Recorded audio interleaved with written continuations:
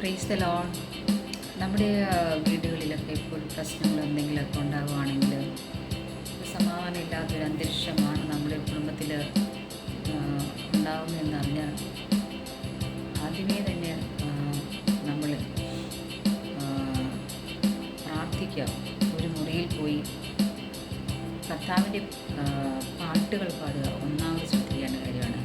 കർത്താവിൻ്റെ പാട്ടുകൾ നമ്മൾ കുറേ സമയം പാടുക, ബൈബിൾ വായിക്കുക, അവിടെ ഇരുന്ന് പ്രാർത്ഥിക്കുക. അങ്ങനെ നന്നായിട്ട് പ്രാർത്ഥിച്ച് കുടുംബത്തിൽ ആരാണ് പ്രശ്നങ്ങൾ ഉണ്ടാക്കുന്നത് അവരുടെ പേര് വെച്ച് പ്രാർത്ഥിക്കുക. അങ്ങനെ പ്രാർത്ഥിച്ചു കഴിയുമ്പോൾ ആ അന്തരീക്ഷം മാറുന്നു എന്നുള്ളത്, കുടുംബത്തിൻ്റെ അകത്തുള്ള ആ ഒരു അന്തരീക്ഷം മാറും. ആ വഴക്കിൻ്റെ ആ ഒരു പ്രശ്നം അവിടെ നിന്ന് മാറും. അതായത് യേശുക്രിസ്തു ബൈബിളിൽ പറയുന്നുണ്ടല്ലോ, ഭൂമിയിൽ കഷ്ടങ്ങളുണ്ടെന്ന് കർത്താവായ യേശുക്രിസ്തു പറയുവാണ്. ഭൂമിയിൽ കഷ്ടങ്ങളുണ്ട് എങ്കിലും ഞാൻ ജയിച്ചിരിക്കുന്നുണ്ട് കർത്താവ് പറയുകയാണ്. അപ്പോൾ ഈ കഷ്ടങ്ങളൊക്കെ ഉണ്ടെന്നുള്ളതാണ്. അപ്പോൾ അത് ജയിക്കാൻ നമ്മൾ എന്ത് ചെയ്യണം? കർത്താവായ യേശുക്രിസ്തുവിനോട് പ്രാർത്ഥിക്കണം. കർത്താവായ യേശുക്രിസ്തു പറയുന്നത് എന്താണ്? അധ്വാനിക്കുന്നവരും ഭാരം ചുമക്കുന്നതുമായുള്ളവരെ എല്ലാവരും എൻ്റെ അടുക്കൽ വരികയും ഞാൻ നിങ്ങളെ ആശ്വസിപ്പിക്കാമെന്ന് കർത്താവായ യേശുക്രിസ്തു പറയുവാണ്. അപ്പം കഷ്ടങ്ങളുണ്ടെന്നുള്ള കർത്താവായ യേശുക്രിസ്തു വ്യക്തമായി അറിയാം. അതിനാൽ നമ്മൾ കർത്താവായ യേശുവിനെ എന്ന് വിളിച്ച് നമ്മൾ പ്രാർത്ഥിക്കുക. അത് ഒരു പ്രാവശ്യം പ്രാർത്ഥിച്ചു പോലെയല്ല, നിരന്തരമായി പ്രാർത്ഥിച്ചുകൊണ്ടേയിരിക്കുക. ക്രമേണ ആ വീടിൻ്റെ അകത്തുള്ള അന്തരീക്ഷമൊക്കെ മാറിപ്പോകും.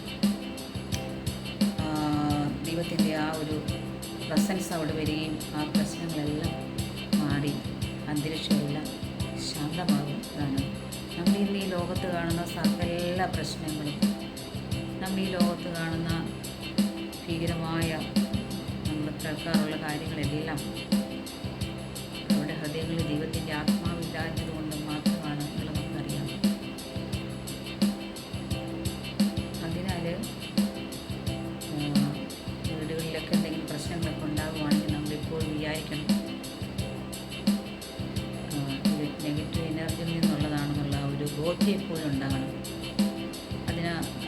അതിനായിട്ട് ആ ഒരു അന്തരീക്ഷം, ആ കുടുംബത്തിലുള്ള ആ ഒരു നെഗറ്റീവായുള്ള ഒരു അന്തരീക്ഷം മാറാനായിട്ട് പ്രാർത്ഥിക്കുക.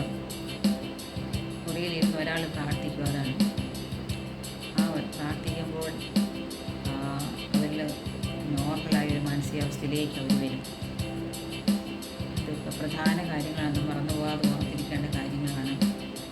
അപ്പോൾ കുടുംബത്തിലോ സ്വന്തക്കാരോ ബന്ധക്കാരോ ആരെങ്കിലുമൊക്കെ ഭാരപ്പെടുത്തുന്ന രീതിയിൽ വഴക്കുണ്ടാക്കുകയോ എന്തെങ്കിലും പ്രശ്നങ്ങളോ ഒക്കെ ഉണ്ടാക്കുകയാണെങ്കിൽ നിങ്ങൾ ഒരു സ്ഥലത്ത് വരുന്ന പ്രാർത്ഥിക്കുക എന്നുള്ളതാണ്. ആ പ്രാർത്ഥന കൂടിയാണ് ആ അവസ്ഥകളെല്ലാം മാറിപ്പോകുള്ളൂ.